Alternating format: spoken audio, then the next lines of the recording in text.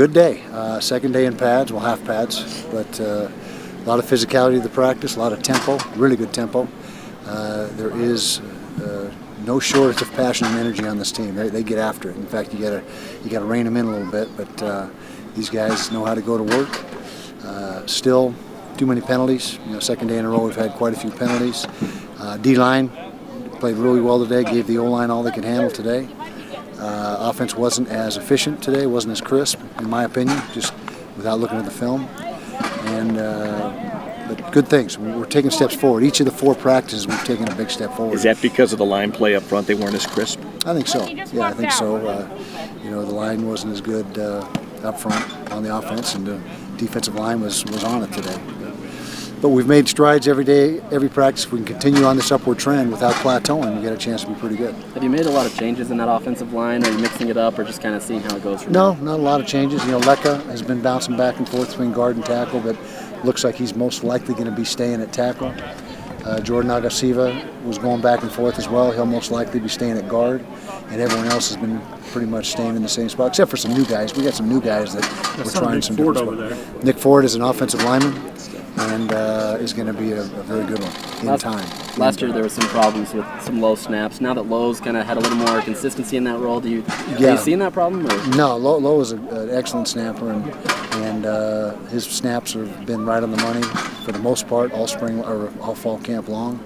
The backups don't have as much experience as Lowe, but they're coming. We still got over 4 weeks before we line up and play. How comfortable would you be playing multiple offensive linemen beyond the starters in an actual game? I think we got 8 guys that we feel confident in right now. So comfortable up to those 8. After that, there's quite a significant drop off, and we got to continue to shrink that gap between the next 5 or 6 guys. Not to go a TV show, but is 8 enough?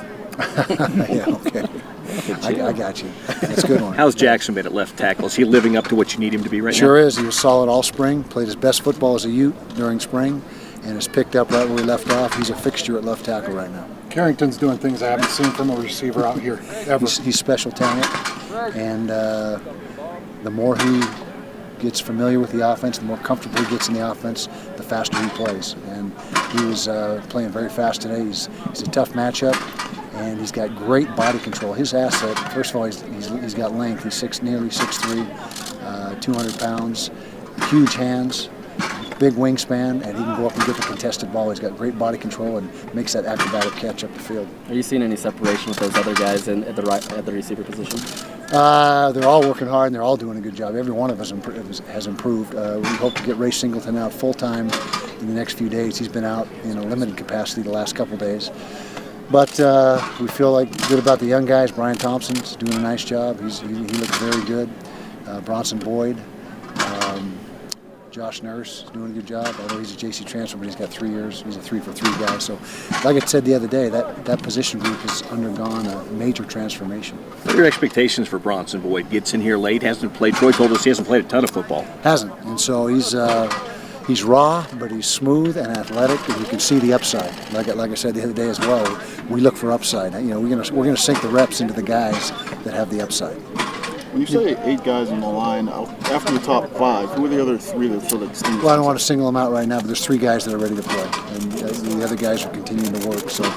So they're coming from the second unit, though, all 3 of those guys. There's a couple guys in the second unit that are just not ready yet. You've had a chance to think about your defensive back comment from yesterday. Yeah. Potentially better than last year. If they keep working hard and they stay healthy, then we could potentially be better than last year. That statement's not a reach. What is it that gives you the most confidence in saying that?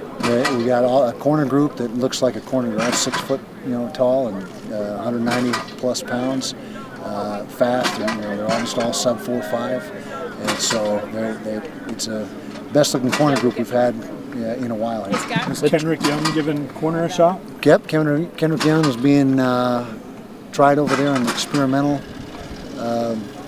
situation. It's not for certain. He's been there 2 days now. He'll stay there the rest of this week, and then we'll make a decision on what we want to do with him. With the depth at receiver, we think that maybe he'll be able to help us a little sooner at corner. We haven't talked much about tight ends here in fall camp. What role are they playing right now for Troy? Well, they'll be in the mix, and they definitely have their place in the offense. Ciali wasn't out until yesterday. He had missed the first couple days. Harrison Hanley's out there full time. Bapa Falamaka. So it's you won't see percentage-wise, as much tight ends as you saw last year as far as tight end sets. But you will see them, and they definitely got a place. They'll have a significant role. You're going to have a lot of passing offenses in the Pac-12 this year. Does having Troy Taylor's offense, where it's maybe a little more pass-heavy, help those cornerbacks a little bit more? Or is it hard to kind of see that? I think it's give and take. The more you throw the ball, the better you're going to be defending it. In practice, when you're going against the offense, and vice versa. And so, it's your defense is I don't want to say at the mercy, but you've got to manufacture what your offense isn't giving you. You got to manufacture that with your scout teams and make sure you're ready to defend it all. What are you seeing from your kicking game right now? Kicking game, punting game is lights out. Mitch is hitting the ball well. There's no problem there. Kickoff game is solid. Place kicking right now is up in the air. We got 3 guys battling, and right now I couldn't tell you who would kick if we had to play tomorrow. It's a flip a coin at this point. Sorry. I was going to say, of the new guys, do you know if there's anybody you plan on using in the return game at this point? I know you have Folks back and Hobbs back. Yeah, still looking at a bunch of guys.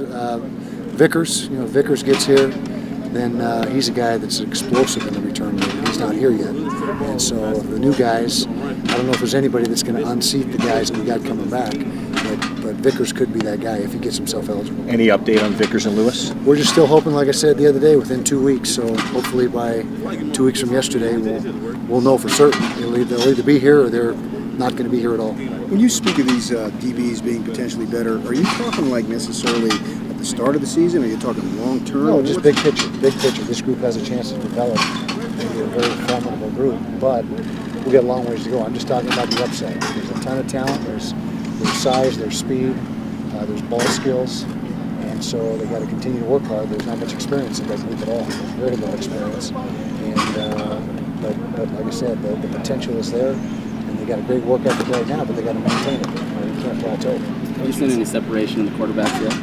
Troy and Tyler are probably making a little bit of a separation from Cooper, at least before today. We'll watch the film today and see if that gap closed at all. But Troy had a very good day yesterday. That was his best day yesterday.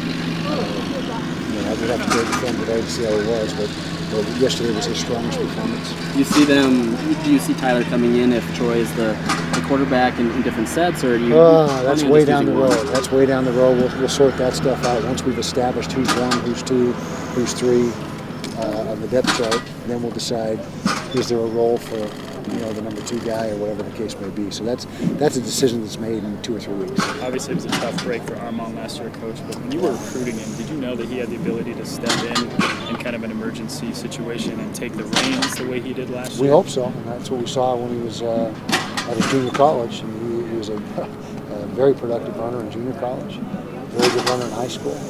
When we got him last year, he was out of shape. He was way out of shape. He was over 220 pounds, and he was a 210-pound back. That's what he should be. And so by the time second, third game rolled around, he was in shape, really starting to play up to his capabilities, and then the injury occurred.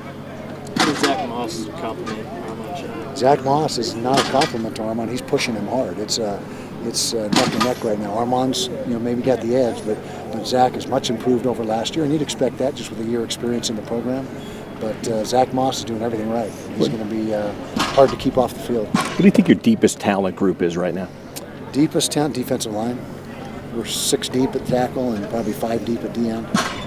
So that position. It's good. It's good.